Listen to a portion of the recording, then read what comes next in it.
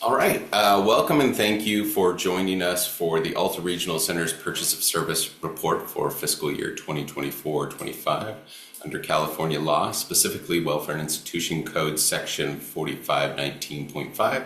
Every regional center is required to work with the Department of Developmental Services each year to compile data on who is receiving services, what those services cost, and how those services break down by race, ethnicity, language, age, disability, and living situation.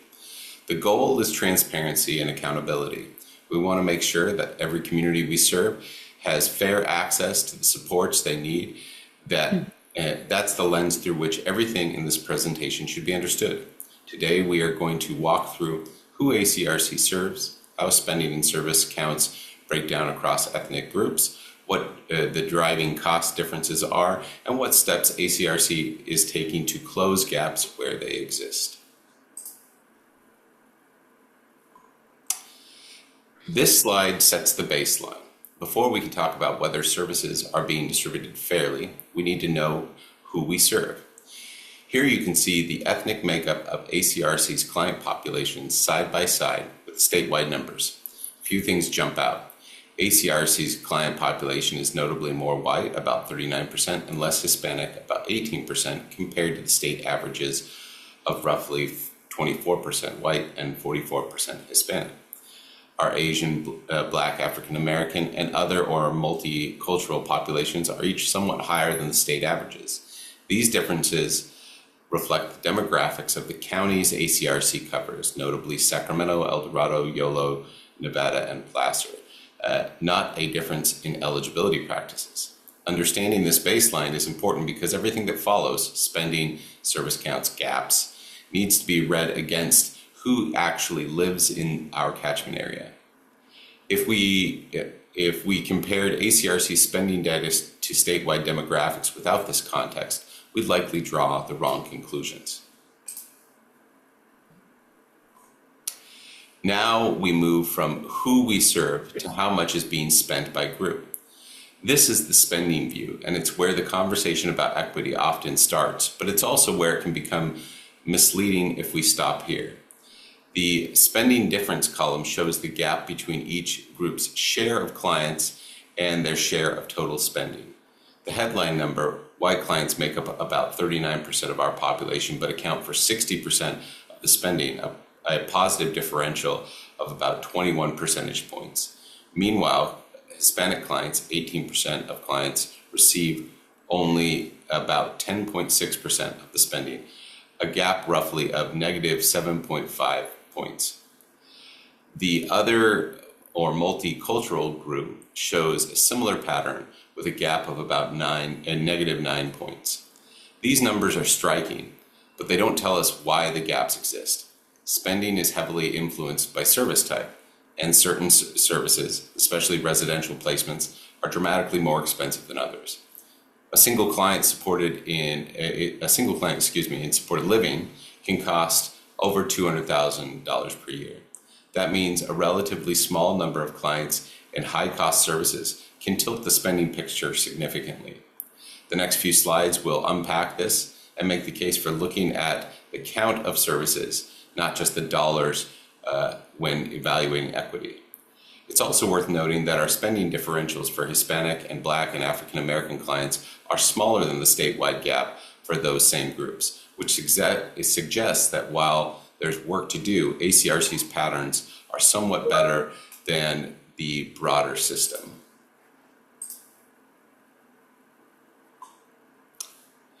This is arguably the most important slide of our presentation. Here we are looking at a different and, we believe, fairer measure. The actual number of POS authorizations by ethnic group measured as a percentage of total count. Why is count a better measure? Because it removes the distortion caused by high-cost services. Every authorization counts the same, whether it's a $500 respite authorization or a $200,000 residential placement. Count tells you this: is each community getting a proportionate number of services regardless of the price tag on those services? The asterisks in the rightmost column are the real headline here. They indicate year over year improvement, meaning that for most groups, the gap between their share of client population and their share of service authorizations is narrowing. American Indian, Alaska Native, Asian, Black, and African American, Hispanic, and Native Hawaiian and Pacific Islander and white groups all show improvement.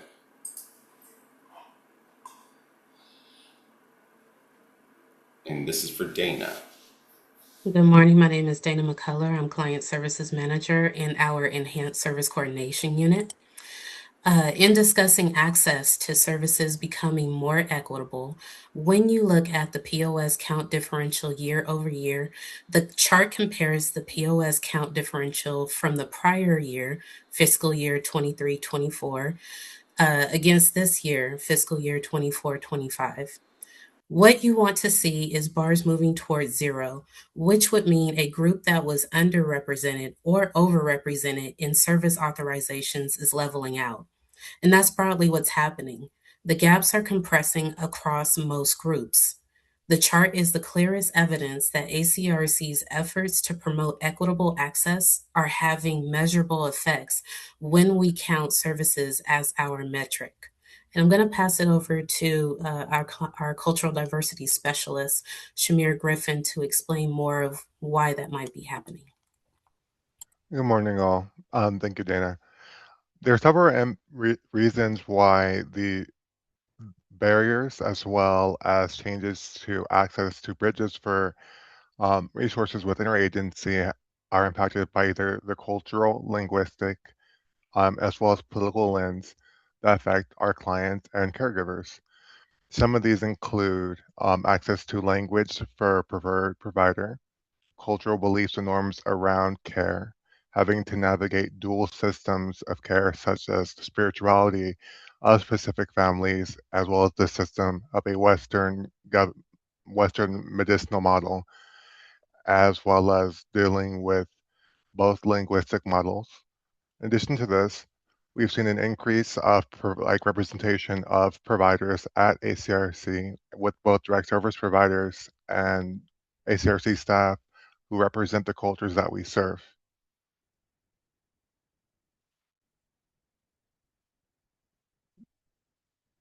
Next slide.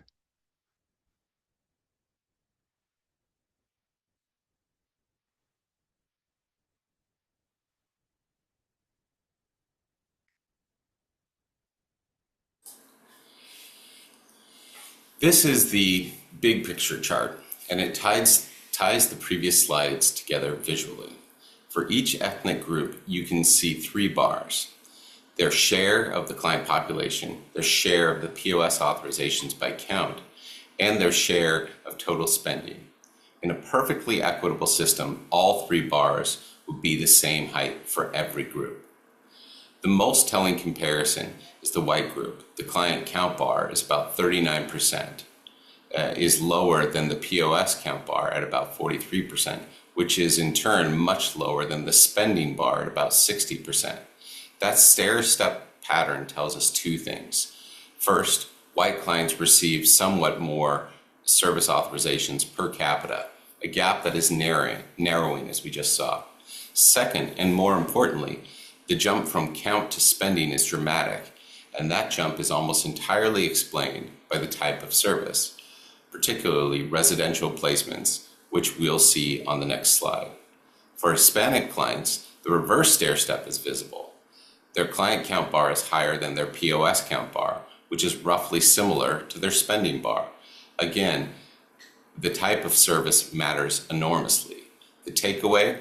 Spending differentials are real, but they are largely a reflection of housing and a service type choice, not of unequal treatment at the point of authorization. Jen? Thanks, Elijah. Hi, everybody. My name is Jennifer Bloom, Director of Client Services.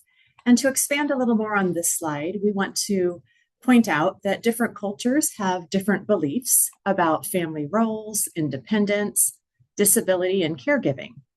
So in some cultures, placing a loved one in a care facility may be viewed as disrespectful or even shameful. In others, using outside professionals is seen as normal and supportive. If we ignore these differences, we risk misinterpreting service gaps as lack of interest or non-compliance when the real issue is cultural misalignment. Communities that have experienced discrimination, exclusion, or unequal treatment may approach services with caution or reluctantly. We need to be careful not to push services. These factors can affect whether families trust assessments or recommendations, their willingness to engage with service providers, their comfort sharing personal information. And we also want to discuss that equal access doesn't always equal meaningful access. A service that is technically available may not be culturally appropriate or aligned with a family's values. So, for example, a behavior service might conflict with cultural beliefs about discipline or disability.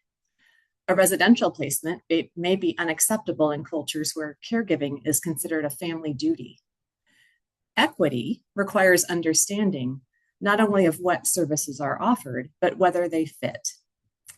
This perspective strengthens person-centered planning and supports genuine partnership.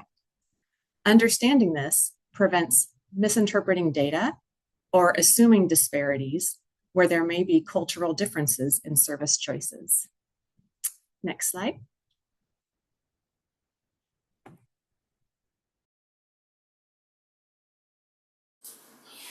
Now we shift to understanding where the money goes. These pie charts show total spending and POS count by service category. The visual contrast speaks for itself. The spending chart is dominated by SLS and residential facilities, while the count chart shows that the vast majority of actual service authorizations are spread across community-based lower-cost services. The implication for equity analysis: if we look only at dollars, we're essentially measuring which groups have more clients in expensive residential settings. If we look at POS count, we're measuring whether each group is being connected to the broad range of services available. Respite, community integration, transportation, day programs, therapies, and so on. The latter question is more relevant to whether ACRC is fulfilling its mandate to provide equitable access.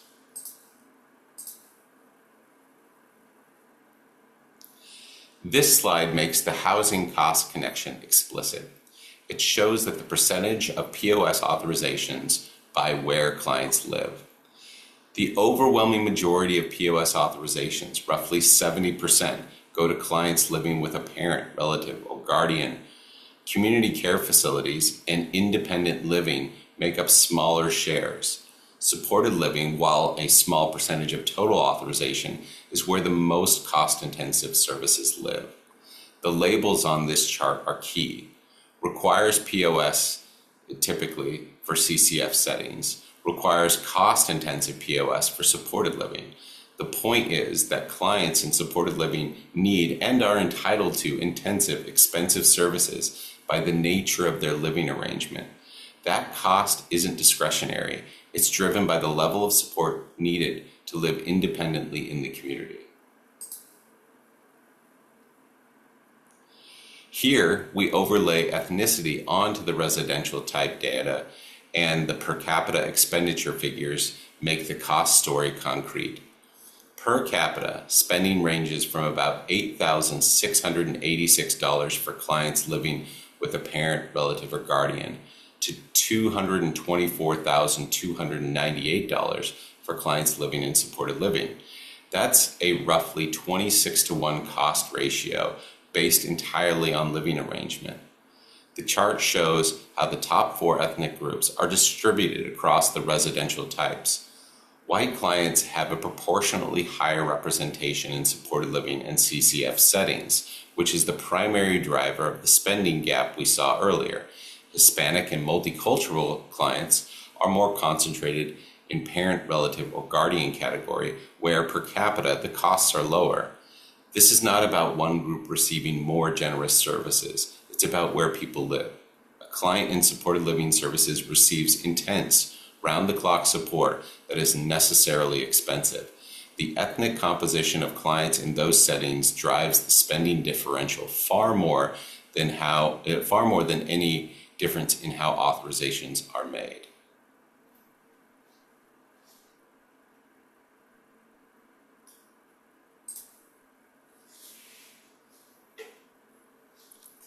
Good morning, Michelle Johnson, Director of Client Services.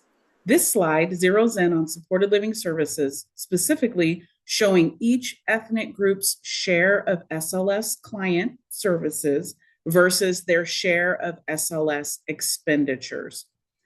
The pattern reinforces what we've been saying. White clients make up a significantly larger share of the SLS client base, roughly 72%, which naturally translates into a larger share of SLS spending at 70%. Hispanic clients receiving SLS services represent 6% of the client base and 5% of the SLS spending. Black African American clients receive SLS services at 11%, and they make up 13% of the SLS spending. Asian clients receiving SLS services represent 3% of the base and 3% of the SLS spending. American Indian, Alaskan Native represent 2% of the client base and 2% of the SLS spending. In the Department of Developmental Services 2025 report called Status on Measuring and Reporting Equity in Service Delivery that was delivered to the Assembly in March of 2025, they shared that equity is highly contextual and comparisons that fail to consider differences, such as where people live, among other factors, can be misleading. So what am I saying? Culture and where individuals choose to live are important factors to consider when assessing equity. Next slide.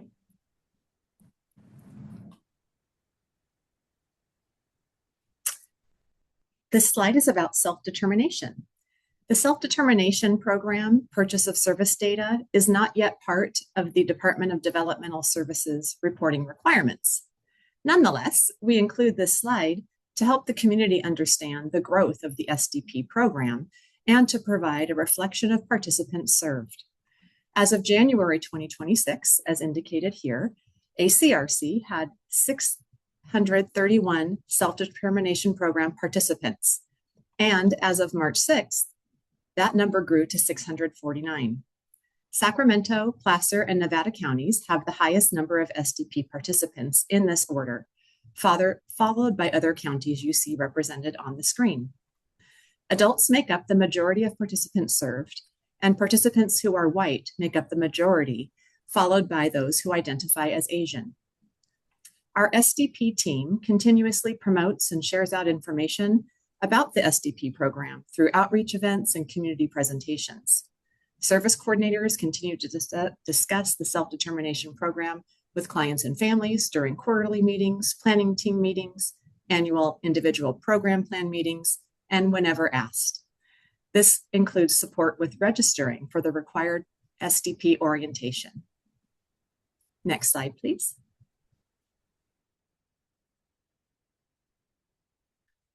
Nice. Good morning, everyone. My name is Ryan Patchen, and I'm the training manager here at Alta California Regional Center.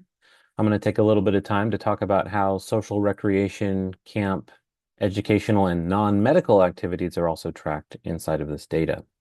Now, what you'll see here, we have our primary groups that we've been focusing on this whole time, broken down into 5 very specific bar graphs. And these graphs represent the kind of quality of life, supports, recreations, camps, and non-medical therapies and social activities. But when you compare the bar charts, you'll see that within each group, they can account for the total population percentage. And then based on that total population percentage, you can then compare it to the different types of social recreation breakdown. For example, we have social recreation with camping, and we have some with non-medical purchases of service. I think the important thing to note here is the gaps in between the bars, not necessarily just comparing the groups, but within the group, the gaps in between the bars. Any gap exceeding 4 points or higher is where we want to be aware of potential concerns. Why the difference? Because these are also considered affordable, kind of higher impact services, but non-medical. some of the easiest ways to close these gaps would then be to just make our communities more aware of the opportunities for these services. Because again, even though a camp opportunity might be available, it will be up to the individual and their family if they decide, well, maybe camp is the right choice. And for some, that might not be the best choice. So small improvements with awareness can be very meaningful and impactful here. Just kind of speaking to the history, social recreation and camp activities have not been always readily available, but now that they are more readily available, the best thing we can do is kind of get the word out, make connections, and inform different communities and different individuals about opportunities that might be there for them. Now, this is very much different than some of our other services that we've talked about previously, like SLS, where barriers for that could be maybe a little more demanding. These barriers typically are navigation, awareness, logistics on how to partake and utilize some of these services. I'll go ahead and turn it over to Dana next to talk to you about some more on purchases of services. So this slide looks at clients who are eligible for regional center services but are receiving no purchase services at all. About 5.8% of children ages 0 to 2 have no POS, compared to roughly 17% for ages 3 to 21 and about 15% for adults 22 and older. By ethnicity, the key question is whether any group is overrepresented among those whose services compared to their share of the total population. If a group's no POS share is higher than their population share, that is a flag for potential access barriers. Reasons can include families who are newly eligible and still navigating the system, families who do not know what is available, or language and cultural barriers. Reducing the no POS population, especially among underrepresented groups, is one of the most concrete and actionable equity goals in this report. Next slide. The vast majority of clients with no POS live with a parent, relative, or guardian, and that's over 80%. This makes sense. Clients in residential settings or supported living almost always have active POS by definition. The no POS issue is largely a family home issue, which means outreach strategies need to be designed for families, not facility-based settings. By diagnosis, autism and intellectual disability account for the largest shares of the no POS group, followed by fifth category, epilepsy, cerebral palsy, and other. Some families, especially those with younger children or milder support needs, may not see yet a need for purchase service, which is a valid choice.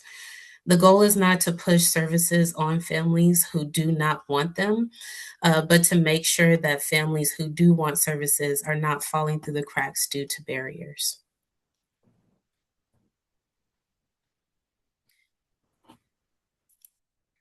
Under the Department of Developmental Services reporting, the number of family requests for IPP, also known as Individual Program Plan, translations at ACRC shows as 0, but that is actually good news.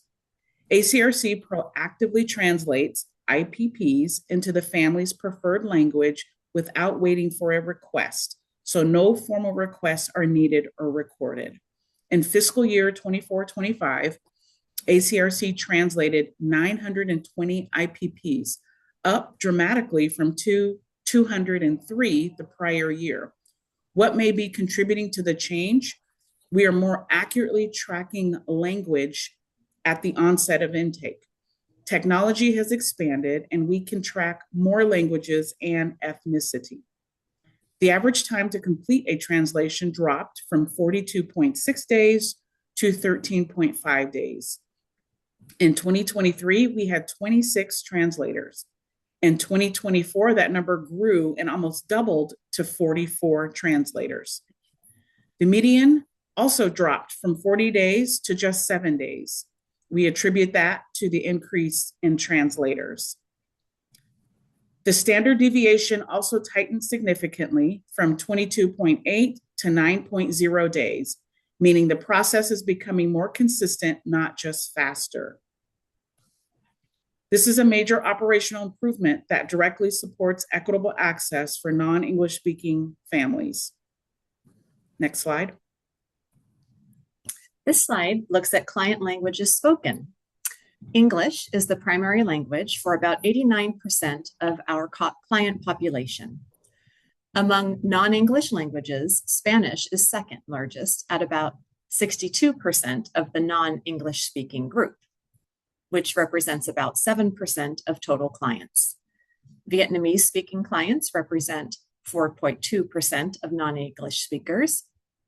Chinese speaking clients represent 2.7% of non-English speaking clients, and other languages makes up the remainder at 31.4%. There is support across the state to represent languages more accurately. For example, other language category encompasses a wide array of languages and doesn't tell us about languages spoken specifically by those we serve, nor does it inform us about how to serve them. There is work to be done in this area in language access and equity. Next slide, please. We recognize the importance of bridging gaps in service areas across our agency. This means ensuring that employees offer a wide array of languages spoken and that we have employees who understand the cultural diversity of our clients. Taking this further to our direct service provider community, we know that clients and families need providers who understand their culture and speak their language.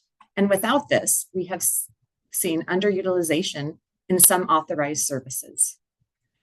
ACRC staff speak a wide range of second languages. Over 15 languages are represented. Spanish is the most common second language among staff at about 53% of our bilingual staff. 7% of our bilingual staff speak Russian, 6% speak Hmong, 5% Punjabi, 4% Farsi, 4% Vietnamese, 4% Hindi, and ASL at 4% round out the top languages.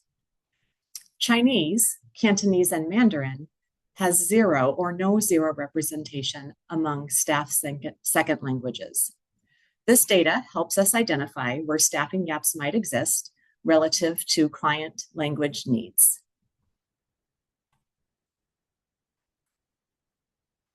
In this next slide, you'll see that about 11.25% of our clients speak a language other than English, and about 25% of our staff are bilingual. Overall, we have more bilingual capacity than the minimum client need. However, we have to ask whether languages spoken are matched to the right languages. Spanish is well covered by our staff. 62% of non-English speaking clients speak Spanish, and 53% of our bilingual staff speak Spanish. Vietnamese is also closely matched. 4.2% of non-English speaking clients speak Vietnamese versus 4.3% of our bilingual staff. Chinese is a language where we see a gap. And the other category shows a surplus of staff languages, 43% relative to the client need of 31%. But the specifics matter. Hmong, Russian, and Punjabi capacity may or may not match where client needs are.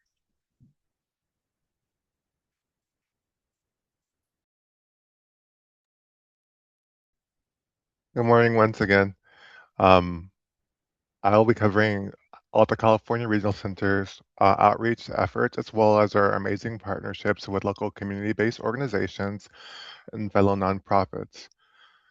Over the course of the year, we've been able to engage in amazing work using our language access and cultural competency funds for the 2024-2025 year, with funding partners such as Visión en Compromiso, CARES Connects, and UC Davis Mine Institute.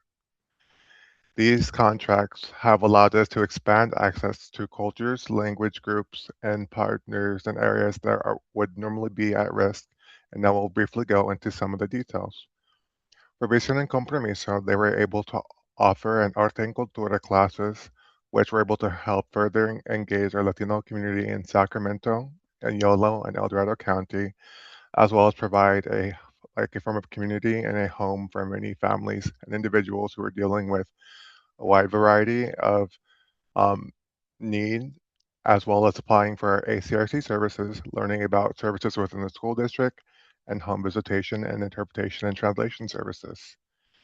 In addition to that, we've now been partnering with Cares Connect to help expand services for IHSS as well as respite care services to increase not only those who are receiving these services and help do away with the stigma that affects many of our families who come from more collectivistic cultures that have the mindset of wanting to take care of with their child until the end of their life, to encouraging them and empowering them to let them know that they can find a provider within their community or find a provider from within their own family, as well as finding one who is linguistically appropriate, uh, to also encouraging more providers from across county lines and being able to access them in a way that is more efficient than the current methods that stand.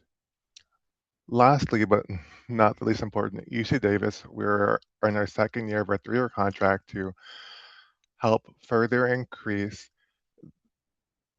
the access for our transition age youth, those who are 16 to 24, as they transition into adulthood, to gain access to the Compass program along with DDS for our BIPOC population living within Yolo and Sacramento counties so that they have more opportunities and access to services. In addition to these very specific measures, over the last year, we've been able to engage with community members all across our 10 catchment areas. We've engaged with directly 7,493 community members as of the 11th. And at each of these events, every family member, every caregiver, every client, community advocate is met with ACRC staff. If there's ever a linguistic or cultural need, that is also met by our staff members. At these events, we provided direct interpretation by ACRC staff to 384 individual directly.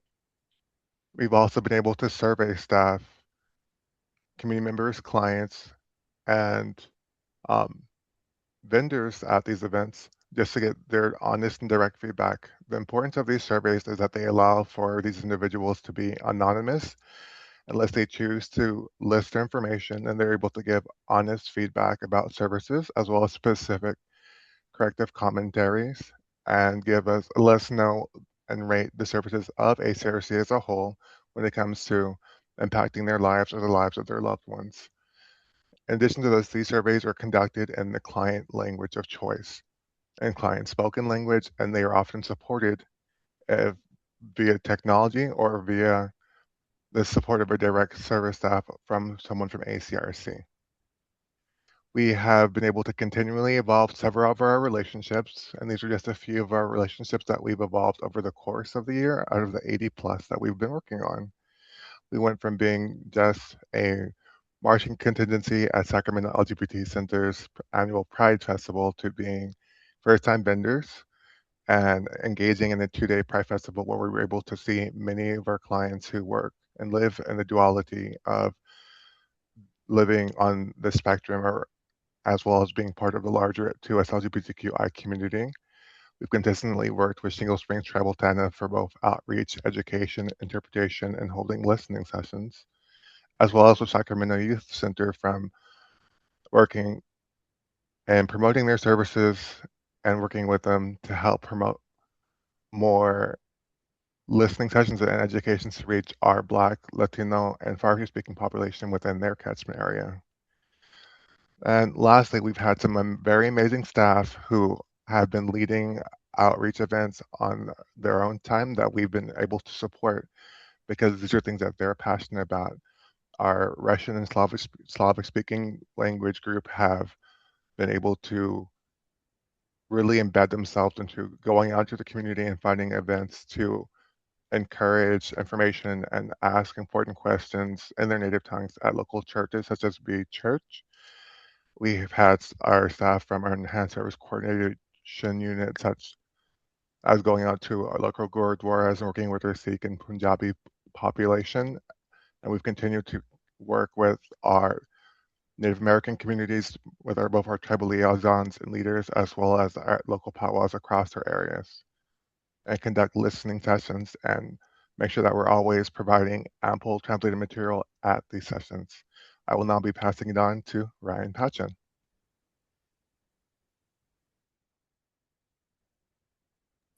Thank you, Shamir. So for kind of coming to the end here, I'd like to just kind of recap and maybe connect the dots on summary and initiatives that we've been doing here for that last year at Alta California Regional Center.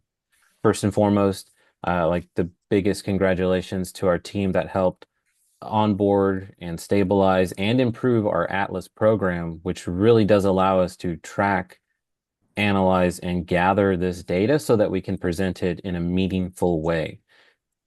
The faster we can get to this information, the more we can see gaps, the more we can apply support, the more we can see results. And in using technology like that, we can start to automate some processes, as my colleagues echoed before. You know, timelines and turnarounds can get quicker for translation if we know early maybe a preferred language for reading versus a preferred language for communicating over voice. Knowing that ahead of time can then allow us to preemptively put and prepare a purchase of service for translation of documents or to have a translator available for a next meeting. I really want to emphasize about how much I think we went above and beyond to realize that technology is sometimes its own barrier, all right? I know we can use AI assistive translation websites that can translate text into multiple languages if you have the technology available, but sometimes you don't. So we took an initiative to physically print translated documents to have them to give out. Like I mentioned before, sometimes the easiest way to close gaps is to make information more available so that individuals know what is or isn't in their community. So we show up with brochures outside of just English and Spanish. Depending on where we know an outreach event is going to be, we try to show up with an appropriate kind of options for different languages. Now, to have a staff ready for that and be in the right mindset, we also continue to roll out and implement some very specific trainings that I think reflect on how we're more cognizant of what's been going on over the last year. For example, we have an implicit bias training that was merged into our new hire orientation. So every new Alta member that comes through here gets implicit bias training kind of upfront. Hand in hand with that, we also took some time to really focus in on cultural competency and kind of cultural sensitivity training that also gets rolled into every new staff. But we also made sure that all staff had received this opportunity for training as well. And I think kind of focusing on culture and focusing on individuals leads us to this concept of person-centered thinking, which you may have heard of before. It does pop up in many different ways and in different kind of fields of conversation. But we wanted to really take the time so that every Alta staff knows that person-centered thinking is at the core of why and how we can approach purchases, services, needs, and assessment that match any given individual or family. And all of that can be bundled into what also rolled out last year was a newer standardized IPP process and document. So that with a better standardization and better data going hand in hand, at its core being person-centered, we can find those gaps and alternatives and suggestions for services that might really meet the needs of each individual so that it's not a one-size-fits-all. It's not just check marks and numbers on paper. It's an individual that we're trying to connect to who has their own community, cultures, expectations, wants, and needs, and we can try to match accurately. And like Shamir just said, I find it very impressive that in some situations, we don't even need translators to be available for certain outreach events. Instead, thanks to the growth of our bilingual staff, we can just have full outreach sessions in the appropriate language for our audience. And in a lot of ways, that can build better connections. There's less information lost in translation because it's a more direct conversation both ways, which then gives us more information back, more data that we can reflect on, and more of a spotlight on where gaps might occur. So thank you.